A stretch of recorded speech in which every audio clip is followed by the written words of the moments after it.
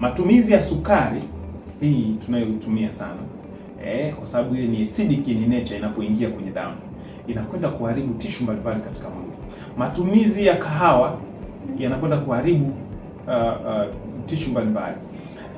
Nakumbuka kwamba kahawa inafanya kazi ya kuondosha madini mbalimbali katika mwili. Kwa hiyo watumiaji wa kahawa kwa muda mrefu wanapata matatizo pia ya mapungufu ya nini? Mapungufu ya madini, ambayo baadaye wanaweza wakapata uchakavu wa mifupa huko baadaye. Na ndio unakuja kukuta wanaopata matatizo makubwa sana ya pingili za mgongo. Mgongo mimi mfupa unafanya. Kwa sababu gani? Kwa sababu ya jambo. Lakini mtu mwenye stress, msongo wa mawazo, naye mwenye msongo wa mawazo akipimwa kwenye damu yake atakuja kuonekana ana cholesterol nyingi sana. Kwa nini ipo nyingi?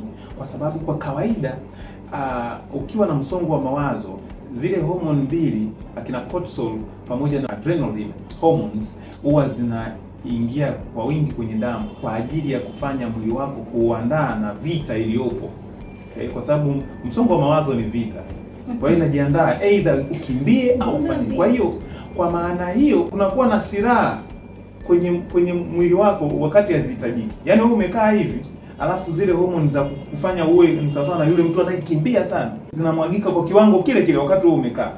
Mwisho wa siku itakuletea athari kwenye nini? Kwenye tishu mbalimbali kwenye mwili wako. Sasa ili hiyo athari iweze kurekebishwa, ndipo tutakuja kukuta kwamba mwili unapeleka signal ya kuleta cholesterol kwa wingi. Na jambo zuri kuliko yote ni kwamba cholesterol inatengenezwa na ini.